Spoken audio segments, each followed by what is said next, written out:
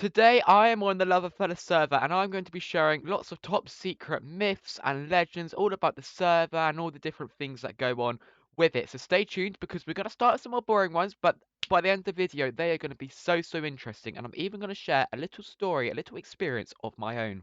So the first little fact or secret or whatever is that all the spawns so far have always had a hidden secret room, or like loads of secret rooms actually. So you can see here I'm on the south side of the spawn island and there's this little room in here. We can go in. Oh, this is well weird. I don't know, but there you go. That's a secret room for you. It's found on the south side of the island. On the topic of spawns and such, did you know that every season there has been a different theme? So for example, season 3 had two servers. You had futuristic and also steampunk. And this season, this is season 6, by the way, you've got sort of like a Japanese theme mixed in with a retros, 80s, sort of arcade type theme. The arcade theme I think is really cool, but mixed with the Japanese, I don't think it goes together. But hey, we're not here to review different themes, I'm just here to give you the information. But yeah, no, the spawn and all the keys are always decorated to match the theme. Whilst we are talking about new seasons, something you might not have known if you're a bit of a newer player is that every season, usually in December, there is a purge. It's known as a purge. It's normally a 3-day period, and each day new things unlock where basically you can get player trackers and you can kill people. You can raid people's bases, steal stuff. It's pretty cool. It's a pretty cool experience. But after purge, you lose everything. You lose all your items if you haven't skin dexes. But what does stay is you keep your rank and you keep your L bucks as well as anything you skin dex. But money, claims, XP, that all goes. Here's one that I didn't even know existed until making this video, but did you know it no longer exists, but there used to be a really OP donator rank which you could pay hardly anything for, and you get to be Loverfella's friend for life. Now, being a season 4 boy, I don't really have any recollection of this, so I can't say much about it, but any people from season 3 too, maybe, if there's anyone from season 1 watching, then maybe you know. Actually, let's start a thing in the comments. Everyone comment like when they first joined the Loverfella server, like what season was it? Season 1, season 2, season 3, season 4, season 5, or even season 6. Now, if you've logged onto the Loverfella server before, oh, I'm sorry, I can't even make a simple jump. You might have seen that there's multiple NPCs greeting you, and one of them will say parkour. We'll go back to the hub in a minute. And there's no players on except for me.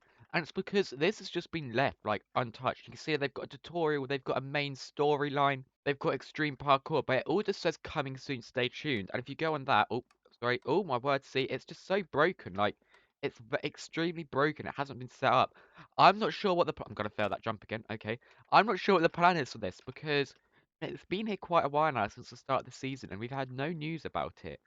We are back in the hub now, so you can see here there's the parkour NPC. You've also got staff events, which is where staff members can host events. You've got the event server, which is where Loverfella hosts events. You've got Mega Survival, which is where most people play. You've got Skyblock. Now, interesting fact about Skyblock. Did you know they actually randomly just closed down Skyblock for like over a good year, I think it was, removing everyone's ranks and L-Bucks and things that they'd spent real life money on.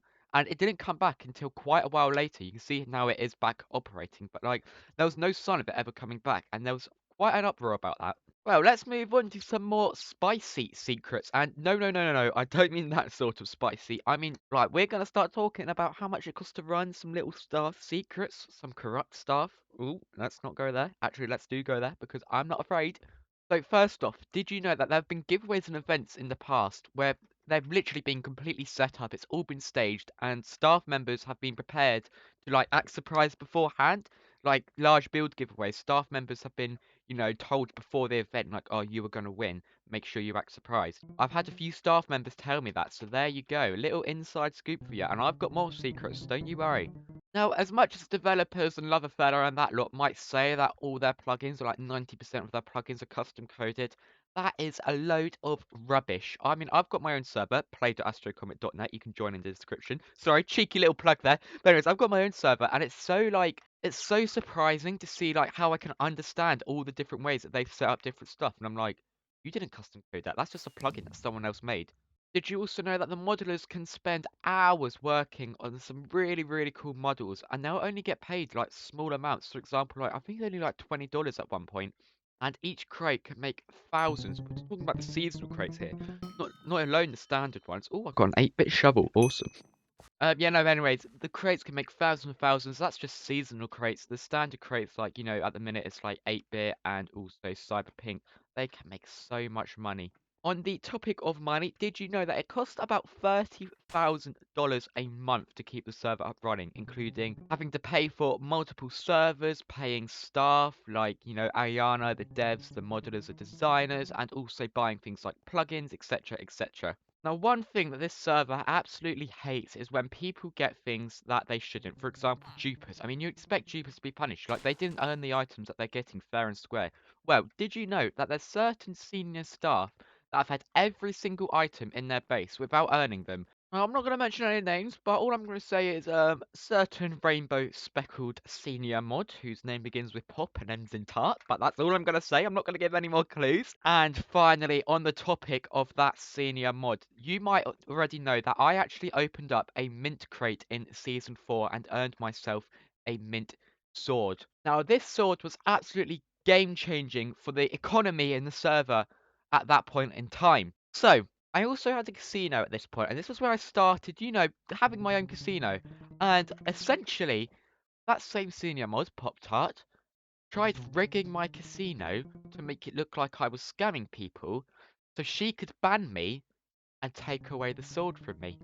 How ridiculous is that? There you go, there's my mint sword. There's only 2 of these in circulation. I did, of course, sell it to Justin the DJ, who's another senior mod. This was before locked item was a thing, and I accidentally dropped my mint sword at spawn, and Justin the DJ came and he just took it out someone's inventory and just gave it to me. Like, he was actually amazing. Unlike Pop Tart, who tried banning me just so she could take it away. She literally set up my casino to make it look like I was breaking rules, just so she can ban me and take it away.